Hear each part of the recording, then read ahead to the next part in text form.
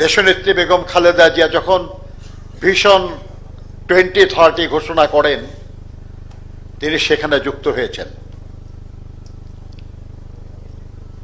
সেই ডকুমেন্টে তারও কন্ট্রিবিউশন আছে।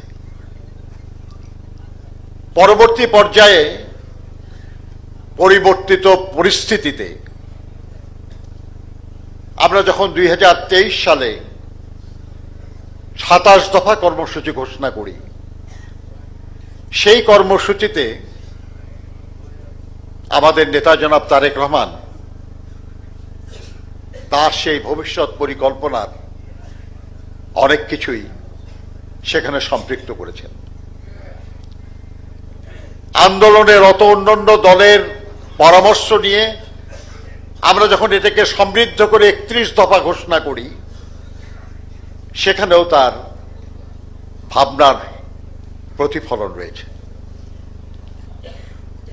এখন যে বিষয়গুলি নিয়ে আলোচনা হচ্ছে, আপনাদের সামনে আমাদের এখানে উপস্থিত বিশেষজ্ঞ নেতৃবৃন্দ যা উপস্থাপন করবেন, এটা এই সব কিছুরই একটা নির্যাস। কোন কোন বিষয়ে আরো একটু বিস্তারিত আমাদের 31 দফায় বা ভিশন 2030 বা 27 দফায় যেগুলো হয়তো 3 লাইন 5 লাইনে বলা হয়েছে, এখানে এটা আরেকটু বিস্তারিত ভাবে বলা হয়েছে, এবং ওনারা যখন বলবেন তখন আরেকটু বিস্তারিত বলবেন। আমি ওই বিষয়ে আলোচনায় যেতে চাই না, কারণ আপনাদের আকাঙ্ক্ষা বা আপনাদের বাসনা তো এটাই থাকবে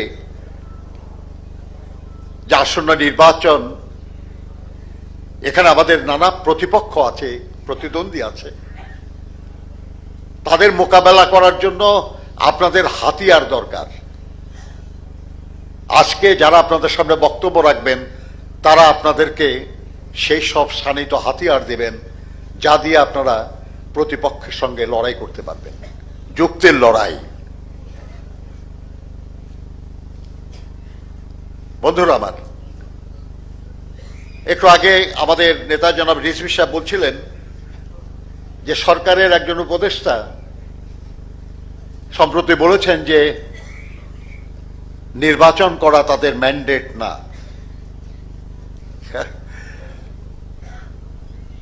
আমি বুঝি না যে উপদেষ্টারা তো মন্ত্রী, আর মন্ত্রীর কাজ হলো মন্ত্রণা দেওয়া। নিজেই না বুঝলে মন্ত্রণা দিবেন কেমনে তারা? আমরা এক দফার আন্দোলন করছি গত কয়েক বছর ধরে,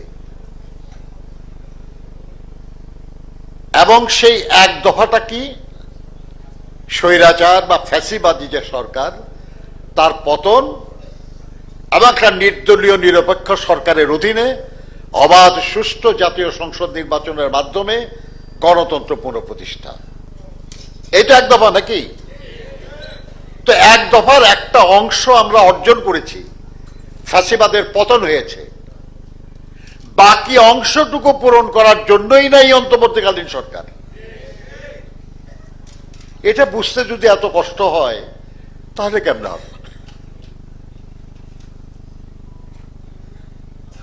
রিজভী সাহেব বলেছেন যে এই না বোঝার মধ্যে কোনো ষড়যন্ত্র আছে কিনা, হতে পারে, কিন্তু এই বাংলাদেশের জনগণ মাত্র কিছুদিন আগে 15 বছর ধরে সিন্দাবাদের দৈত্যের মতো ঘাড়ে চেপে বসা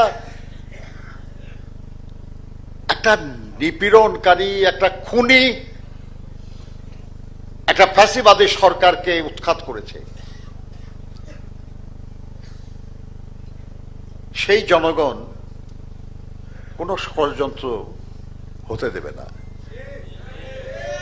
কোন ষড়যন্ত্র এই জনগণকে পরাজিত করতে পারেনি এবং পারবে না ইনশাআল্লাহ।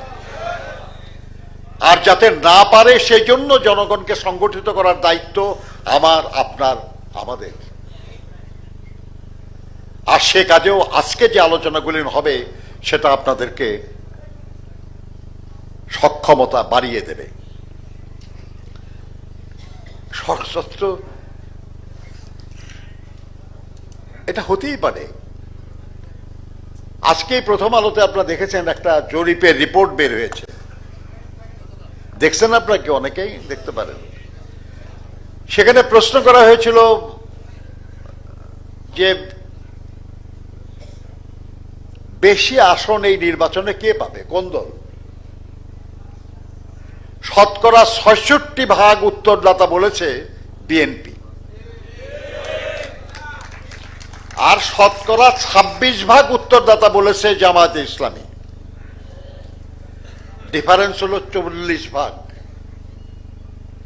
আর অন্যান্য যারা, তারা তো অনেক অনেক কম আর কি। আমাদের এমনকি অনেক উল্লেখযোগ্য দল, তারা শতকরা ১% না আর কি, তার চেয়েও কম সমর্থন পেয়েছে।